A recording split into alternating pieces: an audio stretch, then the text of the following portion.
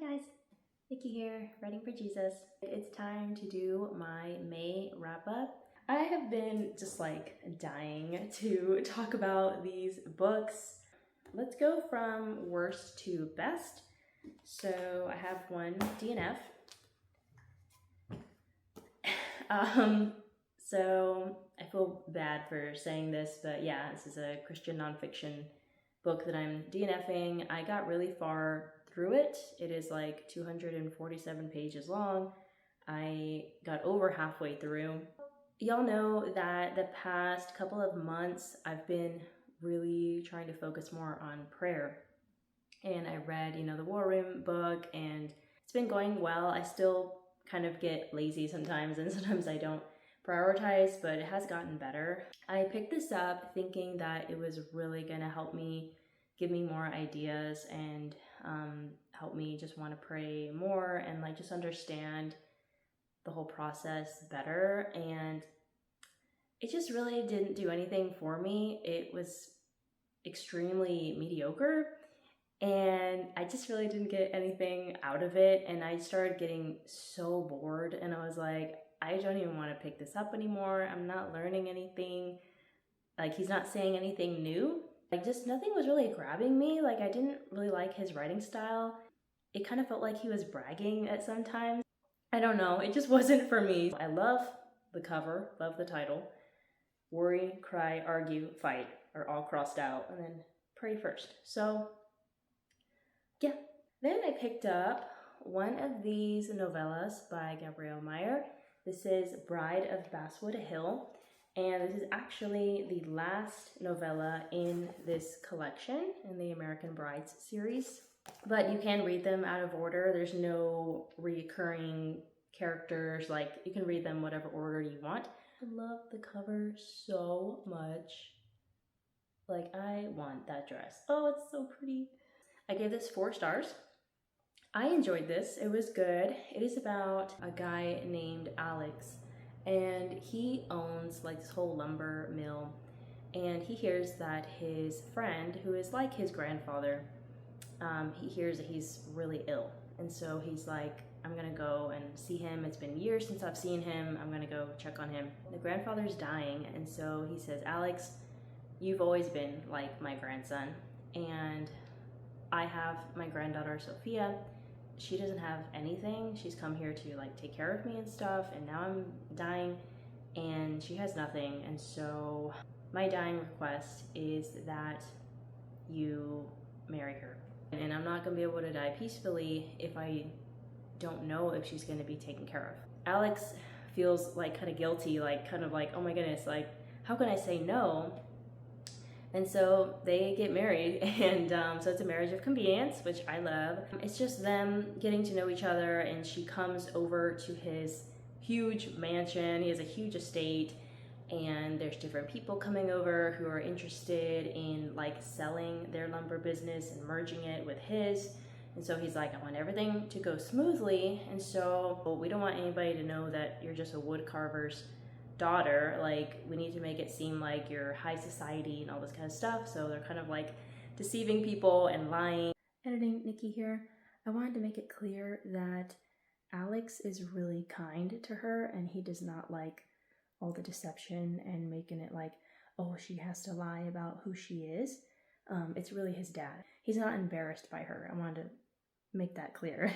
So that's the gist of the story, and I enjoyed it. I thought it was good. It is, of course, insta-lovey. I mean, it's only like 150 pages long. I really was enjoying it. I really was getting into it, especially as the book went on, because there's different little mysteries you kind of solve and uncover, and I was like, oh my goodness, like this is crazy.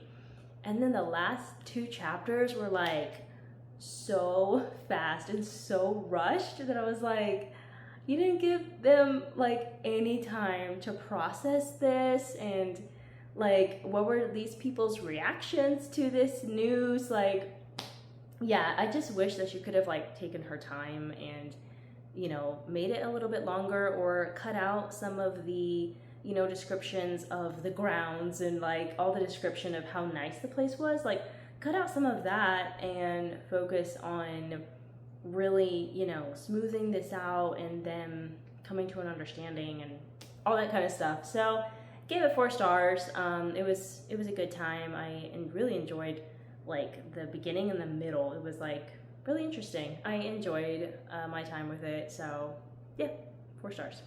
All right, another 4-star read, just kind of as the title says, the chocolate touch. So it's like the Midas touch, and all about this boy named John. He's obsessed with chocolate, and so it's all he wants to eat. And so he ends up finding this special coin. He sees this chocolate shop, and he's like, I don't remember seeing this shop before. So it kind of has this like magical realism feel, and he's like, oh, I'm gonna go. And so the guy's like, oh, this is the only kind of money that I take. It has his initials, JM, and then it has a picture of a fat boy on it. And so he's like, that's the only kind of money I take. If you pay me that, I can give you a whole box of chocolates. And he's like, yeah, give it to me. So he sneaks the box home. He's not supposed to be eating chocolate, so he sneaks it home, hides it under his bed, and then as soon as his parents tuck him in for the night, he pulls out the box and opens it, and there's just 1 chocolate in the whole box. And he's like, oh, that's a ripoff, but at least I get 1. So he eats it, and he's like, that was the best chocolate I've ever had. Well, next day, he wakes up and realizes everything he puts in his mouth becomes chocolate. And so for the first half day, he is thrilled and he is loving it. Like, it just is so amazing. His bacon, his eggs, his milk, his juice, his toothpaste, everything tastes like chocolate. And so then after a while, he starts feeling really thirsty for just some water, and he realizes, I can't stop. And so he starts freaking out, and he's like, how do I stop this? How do I stop this? And so just him learning his lesson and, overcoming his addiction, his gluttony to chocolate. And so it was really cute. I really enjoyed it. Gave it 4 stars. I really liked his parents and like the lesson. I kind of wanted it to be a little bit longer at the end to kind of have a nicer, more full kind of ending, but it got the point across and it was good. So I enjoyed it. All right. I did it. It took me 4 months to read this book, but I did it. I'm so happy. You guys, this was phenomenal. This is by the late Charlie Kirk, and this was his last book that he wrote, Stop in the Name of God, Why Honoring the Sabbath Will Transform Your Life. He went to church on Saturday, and so I actually go to church on Saturday. I've done that my whole life. I actually go on Sunday too. But he talks about why he believes that Saturday is the Sabbath, and he really, really talks about how Sabbath was made for man and how we're to embrace resting on the Sabbath and just making it a different day from the rest of the week. And he brings out all these Bible verses, and he talks about the history of Sabbath to Sunday and how everything changed. And in the first couple of chapters, he was talking about creation versus evolution and theism versus atheism, and really grounding us in scripture and in our beliefs and stuff, and then brings everything back to the Sabbath. And it was so good. I had to take it little bites at a time because he had so many statistics in here and so much information that was really good. I highlighted a ton in here, but it was just filled with so many good points, and it was really, really good. I enjoyed my time with it. It was really beautiful. You really see his love for God and for his country and his family, and he talked about so many different things in here. I thought it was just going to be on the Sabbath, but he talks about COVID, he talks about the government, he talks about screen time, and how it is literally changing kids' minds, their brains, how it's harder for kids to concentrate, it's harder for kids to make decisions when they spend 5 or more hours a day on screens. And so it really impacted me with my screen time. And so now on my Sabbath, I've been turning off my phone. And so the first weekend that I did that, I have not enjoyed a Sabbath like that in so long. It was like the best Sabbath I've ever had. I was just like more focused on like the Lord and like on the day and like why it's so special and how God gave us a day to like worship him and like rest and relax. Like I just had so much more of an appreciation for it. Like it was so amazing. So I so appreciate that he wrote this book, and like I feel like this could change the world if like everybody read this. Like the way he talks about screen time, he talks about like suicide rates and how everything has just skyrocketed because of social media and like comparing, and he like it was so bold. He just like hit the nail on the head and just talked truth this entire book. Like it was so good. So I cannot recommend it enough. I love it. It was incredible. Last book I'm going to talk about for this clip, Yesterday's Gone by Cindy Woodsmall and Aaron Woodsmall. This got 5 stars and it's an Amish book. Like what? I knew I was going to enjoy this because it has time travel. That's why I picked it up. This one was so good. I enjoyed this so much. Oh, I loved it. Oh, it's so unique. Like an Amish time travel. Let's go. Like, I love it. So, this is about this girl named Eliza, and she marries the love of her life, Jesse.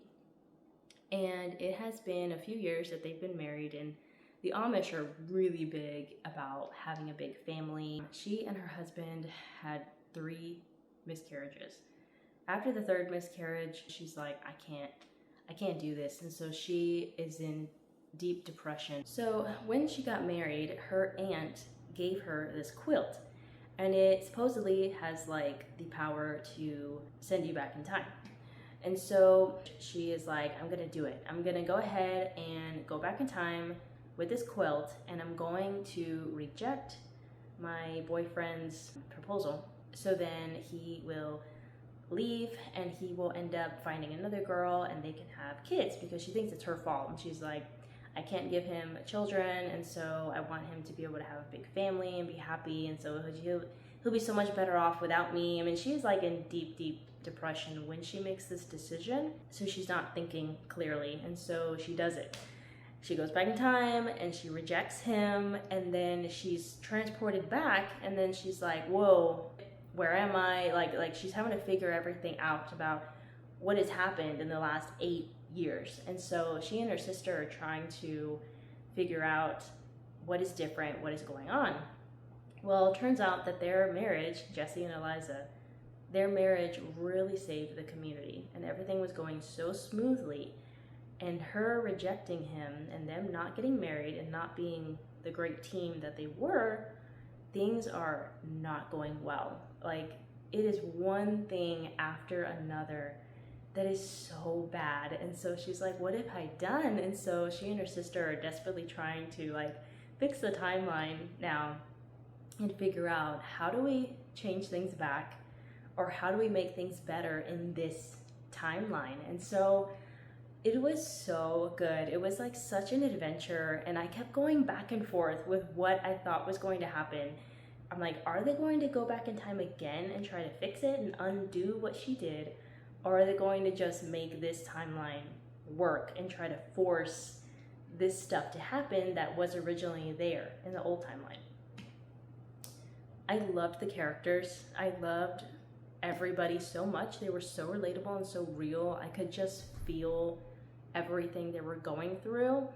I had really good faith content. It was so good. It was just so entertaining. It was well written. I loved it so much. Okay, next clip. I finished these cute little Peanuts comics. I grabbed this one first. I got these a long time ago from thrift books. They were just a couple of bucks, and I love Peanuts. So yeah, this one, the kids were a little bit younger. Their head is a little more round, even rounder than it normally is. And Linus was really young, and so you could see how horrible Lucy was to him as a big sister. and Charlie Brown trying to teach him stuff and seeing how smart Linus is and how he would be doing better than Charlie Brown at certain things. So, yeah. Snoopy is so adorable. I love him.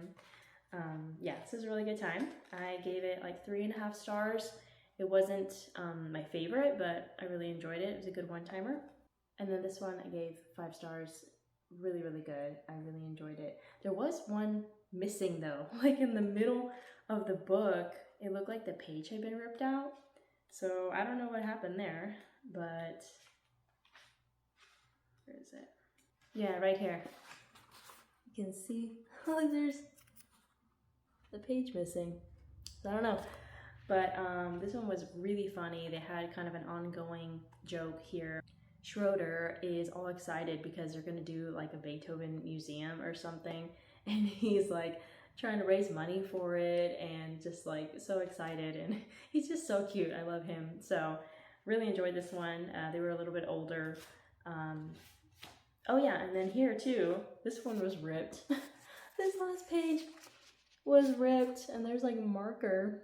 So yeah, this one was pretty beat up, but all the other comics were fine, and yeah, it was just super enjoyable. Oh, and Pigpen was in here a little more, and I really like him as a character. I wish he was in it more, so it was nice to see him showcased a little bit more in here, and yeah, it's a good, fun time, so. Okay, and then Memorial Day, I saw The Mandalorian and Grogu, and I really enjoyed this. This was really good. This is one of those movies that like I need to go see again because it was so good, and I'm sure there's little things I like might have missed. But it was super enjoyable. I went with a bunch of friends and it was super good. Everybody loved it. Like it's just super entertaining. So great solid plot. So it is all about Mando getting a mission from the New Republic, and they're like, hey, we need you to talk to these 2 Hutts, and their nephew is missing, and so, well, he's like kidnapped or whatever, being held hostage, and so you need to go rescue him, bring him back, and then if you do that, they'll give us information that we need on some bad guy or whatever. And so he's like, okay, and so he goes, and there's, of course, so many complications and so many different things. Mando really has to be like, okay, am I okay doing something for a paycheck, or will my conscience allow me to do this, or should I do something different that I know is right? And so it kind of takes you back to the first season where he like saves Grogu. Really good messages, really funny. There was nothing woke in the movie. I know some of the Star Wars stuff has gotten weird, but it was completely clean, and it was just really enjoyable. So much action, really good fight choreography. I love how calm he is. Like, he's like about to die, and he's just like so serene and like so tough and cool. Like, Grogu is adorable, and he was just so cute, and I loved seeing him, how he helps him. Like, he saves him a couple of times, and he's just so cute, and yeah, it's good. So I'm not counting this on my book counter because I didn't really read it, but I did look through this whole book. So it was really neat just seeing all of the toys from back in the old days and all the different Happy Meal boxes, and seeing how some of the toys were more practical, and they would do like Ronald McDonald combs and toothbrushes and things, and they had a lot of Disney stuff, a lot of different, promoting different movies, you know, like Jungle Book, and they had DuckTales. They had really cool stuff, but I'm like, oh, I want to play with that. I want to buy that, and like for my niece and my nephews, like it was cool to look through. The last book that I read for the month of May, Into a Golden Era by Gabrielle Meyer, book 7 in the Timeless series. It got 5 stars, and I'm very happy and relieved that it got 5 stars. Her last book only got 4.5 stars from me, so yeah, I was really happy that this got 5 stars. I really enjoyed it. So this book is a whole series and is all about this family who they live 2 separate lives, and they live in 2 different timelines, and they have to choose which timeline to stay in and pick on their 25th birthday. Her name is Allie, and her first timeline is 1849, the California Gold Rush, and then 1929, 80 years later, she is in Hollywood and she is an actress, very famous.